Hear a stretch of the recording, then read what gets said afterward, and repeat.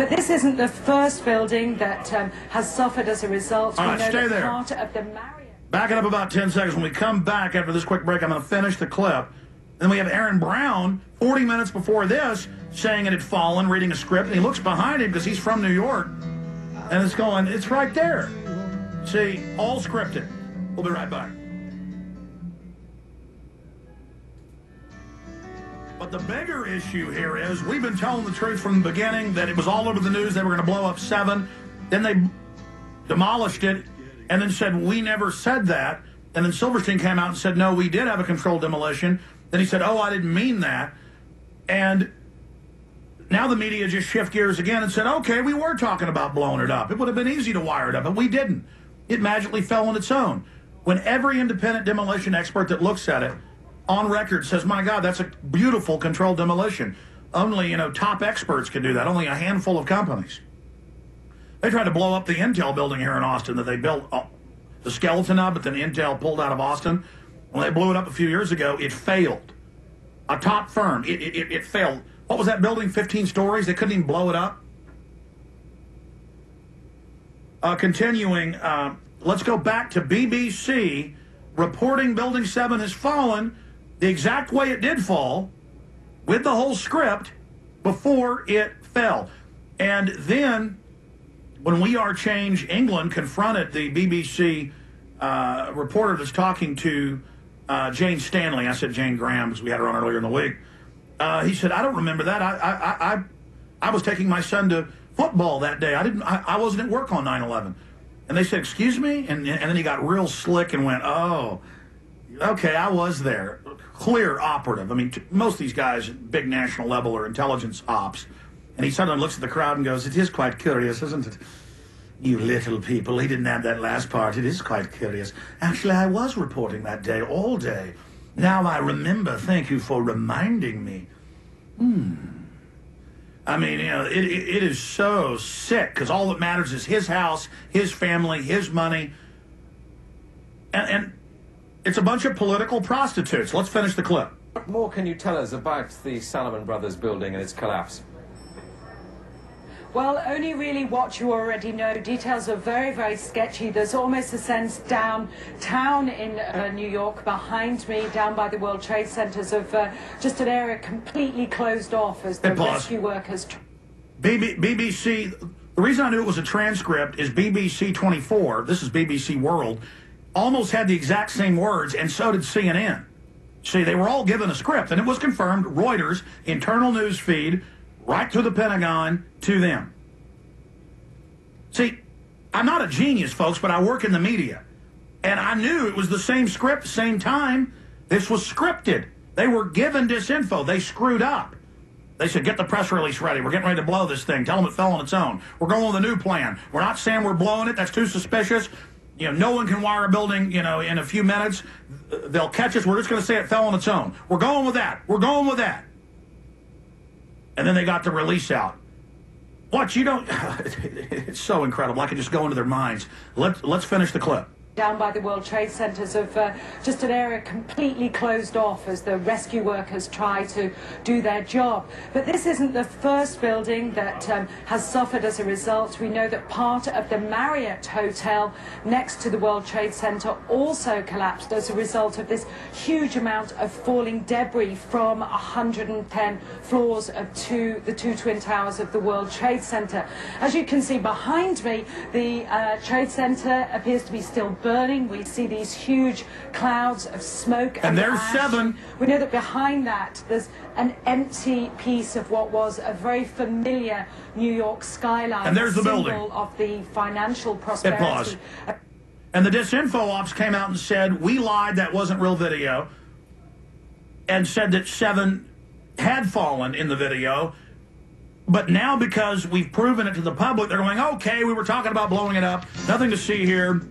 These aren't the droids you're looking for. Move along, move along. Little Jedi mind trick on the public. Okay? So we have another reporter from Fox News saying, yeah, we were there. They were talking about blowing it up. What's the big deal? But we didn't blow it up. And Silverstein never said they were going to blow it up. I mean, think about this. We'll be right back. Stay with us with more. In 1938, Joseph Goebbels, who came to power with Hitler as his propaganda minister, firebombing their own capital, another staged event. You can pull up his quotes. I've read many of the papers he wrote. He gave speeches saying, to his propaganda corps, lies don't have to be good. They have to speak to people's laziness and their fear. And so make it simple. And so that's what they do. I mean, they blow the building up in front of you. They've got different stories going. First they were going to announce it, then they weren't. And this article by Watson, great job by Paul Watson, goes on and on and on through all the other eyewitnesses and Greg Bartmer and police officers and people. Not just the videos from CNN cops saying they're bringing it down, get back, that building's about to blow up, boom, boom, boom, it falls. But just all these other witnesses and all the other facets and the points.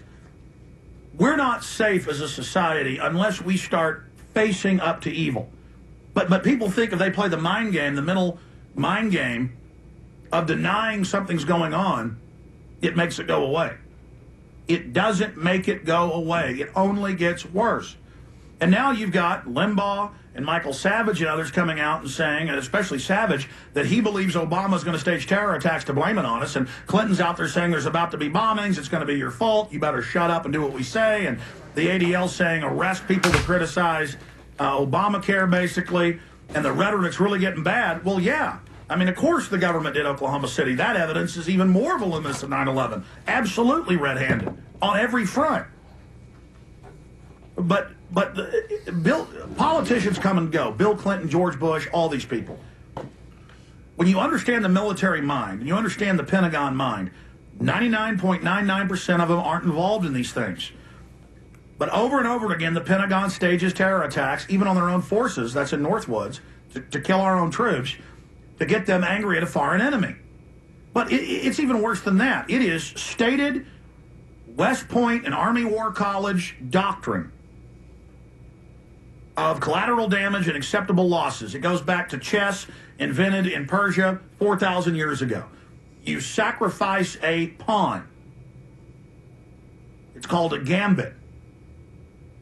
And it's taught 101 in field officer, captain, and above that, hey, you got 1,000 people under you. You're a colonel. You're taking orders from a general. Don't tell your men this, but go ahead and send 10 or 15 of them into an area, knowing they're going to get killed, but it'll draw out the enemy, and then you'll be able to kill the enemy and save more of your force. Because if you send your whole force in, you'll end up losing 10, 20, 30 times, potentially, what you'll lose if you just sacrifice 10 men. And once you buy into that, America's got to get tough. It's not going to fight the Islam threat unless we do this. That's why we're doing this. That's the argument. That's what they say in Northwoods. Well, our country won't face the communist threat, and we need to do it, so we're going to stage terror attacks, bomb D.C., bomb Miami, kill U.S. troops at bases, and blame it on the commies. We're going to have nuclear war with them. And Kennedy said, no, I'm firing L.L. Linminster and Curtis LeMay and all the rest of you. And they said, no, we're firing you. Dead. And then it was declassified 2 months ago by the State Department. This is mainstream news, that Bobby Kennedy disagreed with his brother and that he was for staging events. But he wanted to do it in Latin America. I mean, that's how standard this is. 2004, they declassified the manual being used up until this date. Well, we don't know past this date, past 2004, but it was the current manual where they teach Army captains in Black Ops, you can go read it, how to stage false flags. You're outnumbered by a force in a guerrilla situation, to stage a false flag against the people you're trying to protect, to motivate them to get behind what you're doing for the greater good. That's how we win. Yeah, that's how you win, isn't it? With that pawn sacrifice. 3,000 people. That's what PNAC and separately Zbigniew Brzezinski said. 3,000 dead to launch the empire. All right. Well, you need to do a little adjusting on that. The thing about the 9/11 event is that it's it was such a complex plan